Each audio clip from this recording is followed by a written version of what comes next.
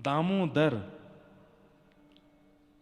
जिनके उदर में रस्सी बांध रही हैं यशोदा मैया उखल से। जब लाला ने माखन चोरी करी, घर की मटकी फोड़ दई, तो यशोदा मैया बोली अरे और की तो फोड़े, आज घर क्यों फोड़ दई, आज तो बांधूंगी। और ठाकुर जी को पकड़ करके उखल में बांधने लगी, रस्सी छोटी हो जाए।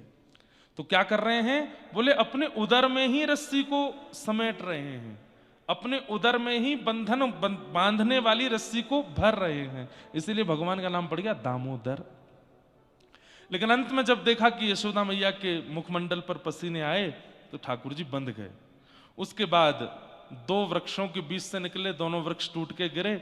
यशोदा मैया ने जब देखा तो रस्सी खोल दी और उसको उत्तर दिशा में फेंका, ऐसी कथा है।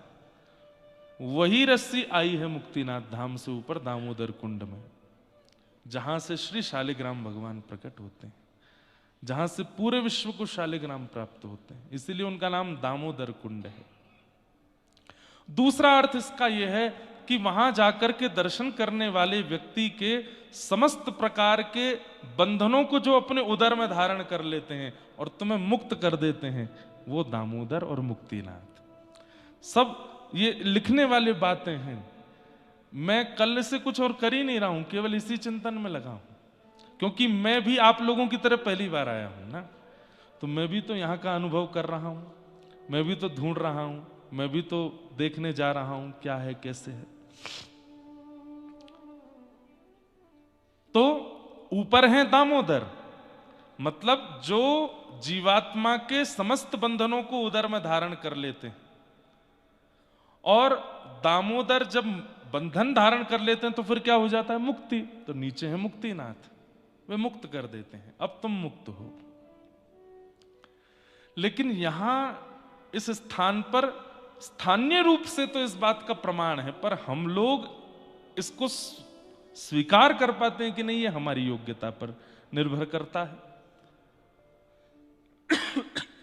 यहां का प्रसाद है, खांसी जुखाम सिर दर्द, ये यहां का प्रसाद है, और इस प्रसाद को खूब बढ़िया लोग थाली भर के नहीं, अंजलि भर के इसलिए प्रसाद इतना ही लेना चाहिए, ये यहां का प्रसाद है। तो मुक्तिनाथ भैया, इससे सुंदर अवसर मैं अगली बार चाहूंगा तो शायद नहीं बन पाएगा। मैं अगर फिर से चाहूं कि मैं दोबारा कथा करने मुक्तिनाथ आऊंगा, तो जो अवसर अभी बन रहा है ऐसा दोबारा नहीं बनेगा, मुझे पता है। क्यों? पुरुषोत्तम मांझी 4 साल बाद आएगा, अगली साल तो आना नहीं है। अगली साल भी अगर मैं मुक्तिनाथ आता हूं, 2 साल बाद भी अगर मैं आता हूं, ये अवसर तो नहीं आएगा दोबारा, जो हमें और आपको अभी मिल गया है। इसलिए इसमें एक क्षण भी अब गंवाना नहीं है।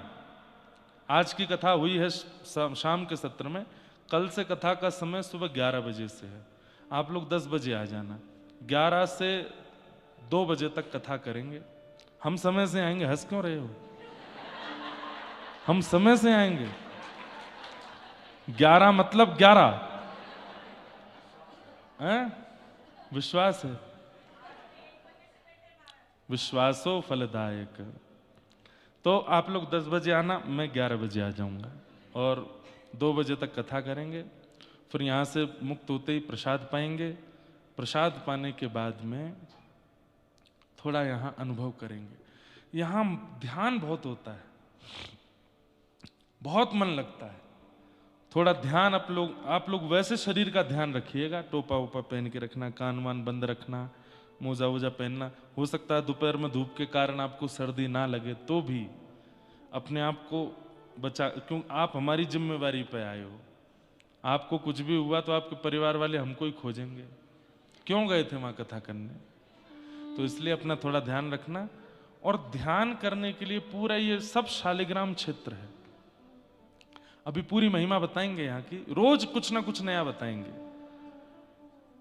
कमरे में नहीं, थोड़ा बाहर निकल के करना। स्वास्थ्य अनुकूल नहीं है तो कक्ष में ध्यान करो। जितने भी यहाँ श्री वैष्णव बैठे हैं रामानुजी परंपरा के, अष्टाक्षर मंत्र जितना करके जा सकते हो यहां पर, मूल मंत्र गुरु मंत्र, उसको खूब करके जाओ। हमको तो मल्लुकपीठ वाले महाराज जी ने आज्ञा दी। मैं यहाँ आने से पहले पूज्य गोरीलाल कुंज वाले महाराज जी का जन्मोत्सव था, गोरीलाल कुंज गया, महाराज जी को प्रणाम किया। महाराज जी को पता था कि हम जा रहे हैं मुक्तिनाथ, तो बोले वहां पर लोक व्यवहार से बहुत बचिएगा इंद्रेश जी, ज्यादा किसी से मिलना जुलना नहीं, बातचीत मत करना, और आपका जो अष्टाक्षर मंत्र है उसका खूब जप कीजिएगा, कथा कीजिए, अध्ययन कीजिए और जप कीजिए, अधिक मास है। मैंने कहा जी महाराज जी। और फिर महाराज जी ने कहा लौट के आने से पहले आप अपने हाथ से शालिग्राम गंडकी जी से ढूंढ के हमारे लिए लाना। हमने कहा जी महाराज जी। शालिग्राम जी के लिए आज्ञा नहीं है खरीदने की।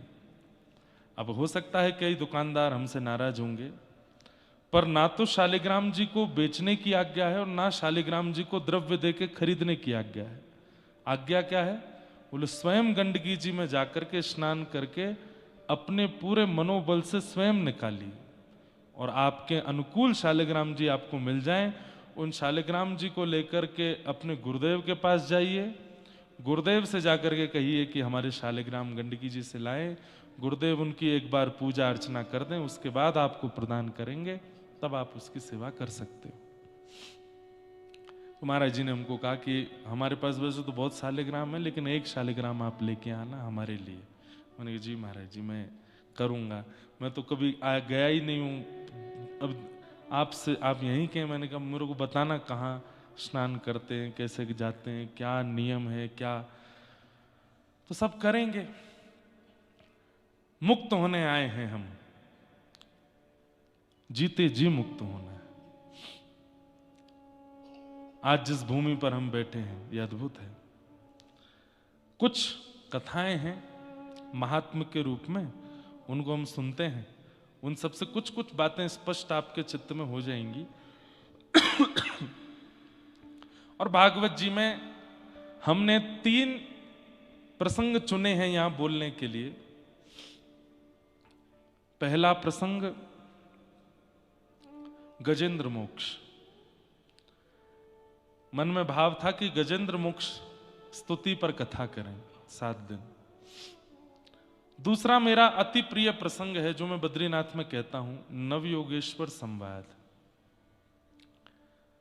राजा निमि को जो योगेश्वरों ने ज्ञान उपदेश किया। इस स्थान का नाम नेपाल है, पर इसका पूर्व नाम निमिपाल है, क्योंकि निमि महाराज ने इसका पालन किया, इसलिए निमिपाल अब अपभ्रंश होकर नेपाल हो गया। तो निमि महाराज को 9 योगेश्वरों ने जो ज्ञान उपदेश दिया वो कहने का मन है। और तीसरा, गत वर्ष मैंने बद्रीनाथ में कृष्ण उद्धव संवाद कहा था, उस पर भी मन तो है। तो आज हमने सोचा कि हम मुक्तिनाथ भगवान को नीचे से देख के पर्ची उछालेंगे यहाँ पे भी, और एक आज तो महात्मा कहेंगे, फिर कल जो भगवान आज्ञा करेंगे। और भी 1-2 प्रसंग हैं जो ठाकुर जी आज्ञा कर देंगे, फिर उस विषय पर चर्चा, थोड़ी ज्ञान परक चर्चा ज्यादा चलेगी, क्योंकि मुक्त होना है ना। मुक्त तो औषधि से हुआ जा सकता है, भक्ति तो रसगुल्ला है, भक्ति तो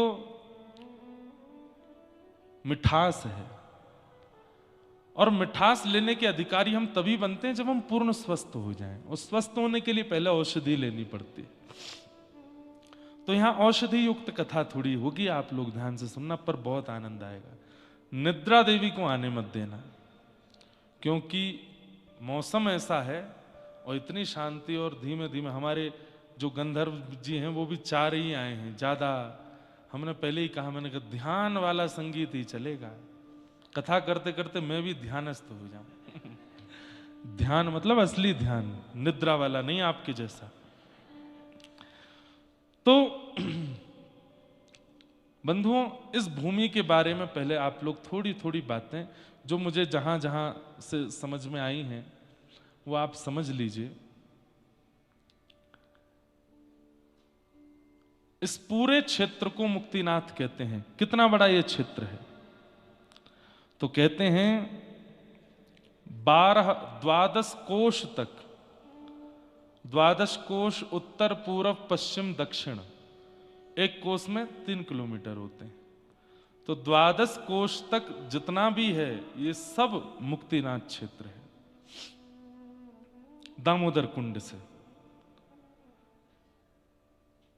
ये संपूर्ण शालिग्राम भगवान का ही स्थान है। इसलिए हमारे भाष्यकार शेषावतार रामानुज स्वामी जी जब यहां आए तो उन्होंने देखा कि ये तो सब शालिग्राम है। अब ऐसा करना नहीं है, लेकिन उन्होंने क्या किया वो सुन लीजिए। वो चल करके नहीं आए मुक्तिनाथ, घुटने पर आए। क्यों? शालिग्राम जी पर हम चरण कैसे रख सकते? मेरे मन में संशय आया कि हम भी तो चल रहे हैं। अच्छा, एक बात और कहूं, कई जगह ऐसा भी प्रमाण है कि मुक्तिनाथ दर्शन करिए तुरंत जाइए, यहां रुकने का विधान भी नहीं है। क्यों? शालिग्राम है। लेकिन हम तो 7 दिन रुकने वाले हैं, तो फिर इसके पीछे क्या? तब हमने कुछ आचार्यों से पूछा तो आचार्यों ने कहा, ज्ञानी ध्यानी जो होते हैं उन लोगों को अपराध बोध होता है, पर बालक जब मां की गोद में होता है वहीं सो जाता है, वहीं वमन कर देता है, वहीं मलमूत्र त्याग देता है। आप ये सोच करके मुक्तिनाथ में विराजो कि ये हमारी मां है, शालिग्राम भगवान हमारी मैया हैं और हम उनकी गोद में बैठे। इस भाव से अगर यहां रहोगे तो दोष नहीं है। तो रामानुजाचार्य जी तो यहां आए थे, वो तो घुटने के बल चल करके आए। सोचिए कहां से घुटने के बल चल के आए होंगे। यहां जो नारायण प्रभु विराजमान है वो भी रामानुज परंपरा के ही ठाकुर जी, उसी भाव से सेवा होती है। दोनों भाव हैं, बौद्ध परंपरा से भी सेवा चलती है और रामानुज परंपरा से भी हमको उसमें नहीं जाना विवाद में।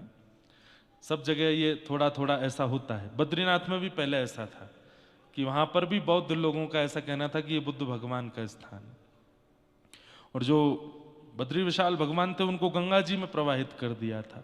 फिर आद्य गुरु शंकराचार्य भगवान को स्वप्न हुआ, तब वे गए और जाकर के उनको गंगा जी से निकाल करके स्थापित किया।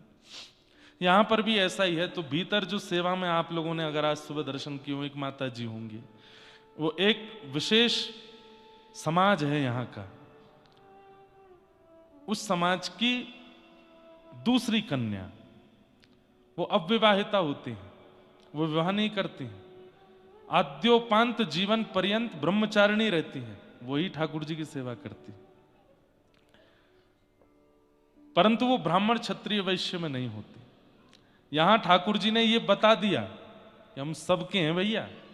कई लोग हम पर प्रश्न उठा लेते हैं कि आप तो केवल उनके हो, आप तो केवल उनके हो, आप तो केवल उन्हीं की सेवा। नहीं, सबके यथा उचित, जहां जहां ठाकुर जी सबकी सेवा।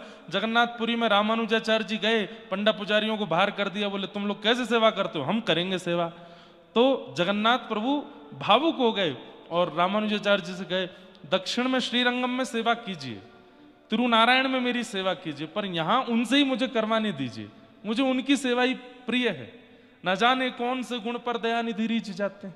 तो यहां पर भी निश्चित ही वो जो माताएं सेवा करती हैं, उनके पूर्व के कोई होंगे ऐसे, उन्होंने कुछ ऐसा नियम किया होगा कि उससे आज तक रीझ रहे हैं ठाकुर जी। आज तक ठाकुर जी वो सेवा स्वीकार कर रहे हैं।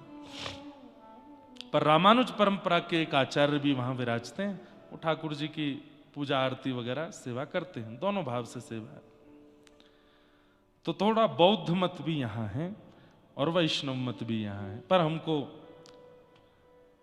जैसे ठाकुर जी की इच्छा, कोई इच्छा रही होगी इसमें भी। तो ये पूरा क्षेत्र शालिग्राम भगवान का माना जाता है। ऐसा कहते हैं कि अत्यंत अपवित्र जगह, वहां पर यदि एक शालिग्राम भगवान भी यदि पधरा दिए जाते हैं तो वो शालिग्राम जी के स्थापित होते ही वो स्थान पवित्र हो जाता है। अत्यंत असुचि स्थान जो पवित्र नहीं है, वहां पर शालिग्राम जी विराज जाएं तो वो स्थान पवित्र हो जाता है। कहते हैं अगर किसी स्थान पर 12 शालिग्राम विराजमान हो जाएं, 12 शालिग्राम यदि कहीं पर विराजमान हो जाएं तो 4 कोस तक, यानी कि एक कोस में 3 किलोमीटर, 4 कोस तक का क्षेत्र पवित्र हो जाता है 12 शालिग्राम विराजमान होने से। और यदि कहीं 1.25 लाख शालिग्राम विराजमान हो जाएं, तो कहते हैं उस पूरे क्षेत्र के कीट पतंगा चींटी आदि कोई भी प्राण त्यागते हैं, सीधे वैकुंठ को प्राप्त होते हैं। 1.25 लाख की क्या बात चले, अरबों खरबों शालिग्राम है यहां पर जहां हम बैठे हैं। यहां आना ही बहुत बड़ी बात है। यहां जो आप श्वास ले रहे हैं, यहां जो आप शयन कर रहे हैं, यहां जो आप चिंतन कर रहे हैं, यहां जो आप खा रहे हैं, सब शालिग्राम भगवान से स्पर्श होकर प्राप्त हो रहा है। इसलिए इसको मुक्तिनाथ कहते हैं। ये मुक्तिनाथ का क्षेत्र